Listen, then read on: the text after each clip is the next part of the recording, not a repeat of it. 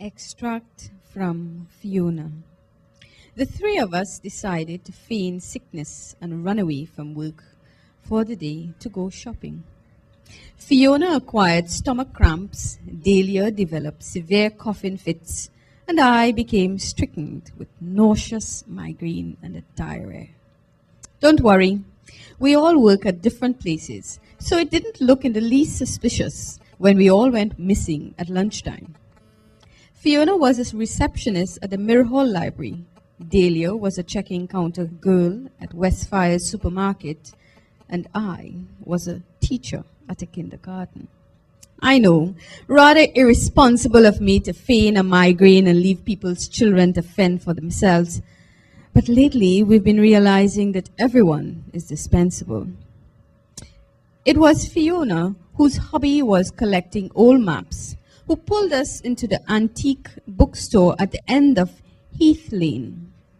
As we opened the door to the old shop, a draft of wind from the street blew clouds of dust into the stagnant air, turning the whole shop into an asthma-inducing powder puff. It felt like 5 minutes before it settled, revealing a haunched old man standing before us with a cane.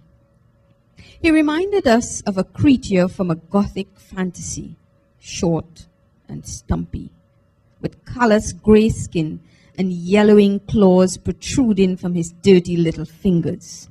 His eyes ringed with the characteristic bluey-grey halo that dwells around the irises of old people, danced over our faces, and then down to our torsos, where they rested on our breasts, before heading further south to our shoes. Looking for something special?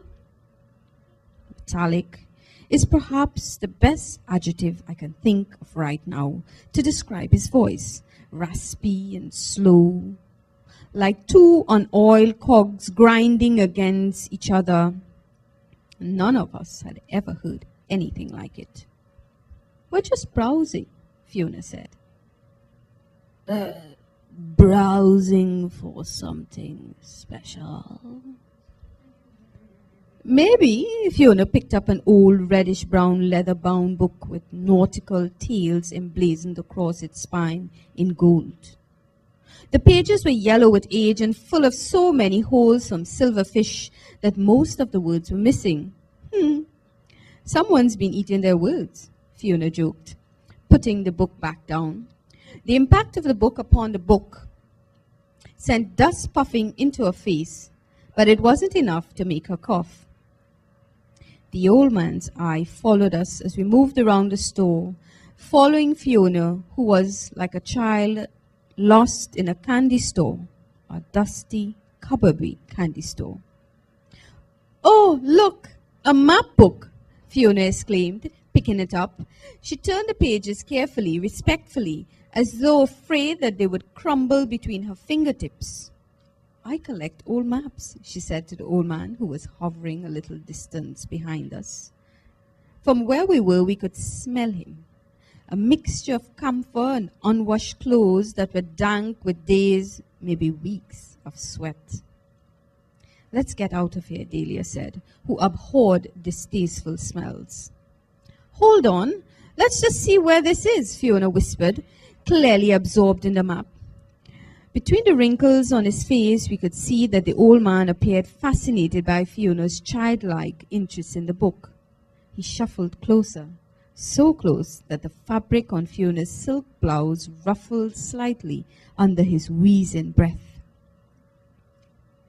You know where that is, he rasped, pointing at the page where FIONA was examining.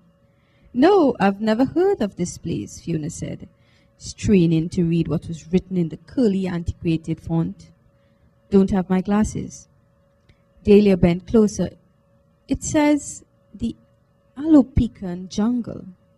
Come on, let's go. That's right, said the old man, opening his mouth wide to stretch his sagging facial muscles. Some of his teeth were missing and his tongue was coated with a thick white film. Did he have a wife? Did she enjoy kissing him? Not many people know about that. I've studied all kinds of maps, Fiona boasted, but I've never heard of this place. Where is it? Sure you want to know? We were not adventurers, but as of that day, we decided that we had to explore more of what and where we did not know.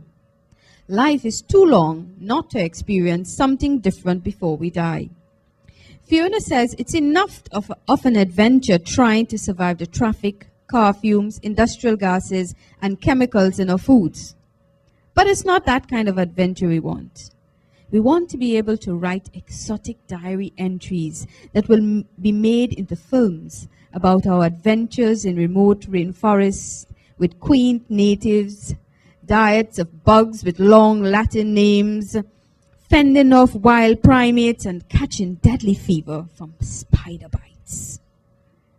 The old man told Fiona he could call his daughter-in-law Mona, who owned the Adventure Travel Agency, and get her to arrange it all. She knew all about Alopica. In fact, it was she. She was the one who had brought him the map. Mona